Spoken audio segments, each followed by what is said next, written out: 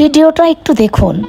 এই দুষ্ট বাচ্চাটা লতা পাতা দিয়ে ড্রেস বানিয়ে ভাইয়ার পাতিলার মধ্যে যা ছিল তা ফেলে দিয়ে পাতিলার মধ্যে বসে পড়ল।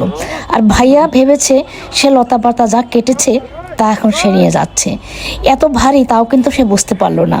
আর দেখুন ওই বাচ্চাটা পথচারীকে কিভাবে মার দিল, আর পথচারী ভুল বুঝে ভাইয়াকে আক্রমণ করলো। দেখুন, এরপর আরেকজন পথচারী যাচ্ছিল, সেই পথচারীকেও কিন্তু সে এইভাবে মারলো। সেও ভুল বুঝে ভাইয়াকে রাগ করে মার দেওয়া শুরু করলো। দেখুন,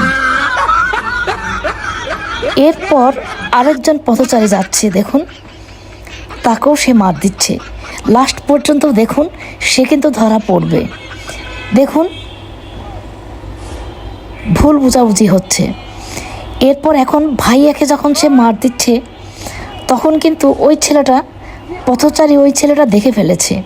আর ভাইয়া ভুল বুঝে যখন তাকে মারতে গেল সে বলল, এটা নামাও, দেখো দেখো কি অবস্থা। শেষ পর্যন্ত ধরা খেলো।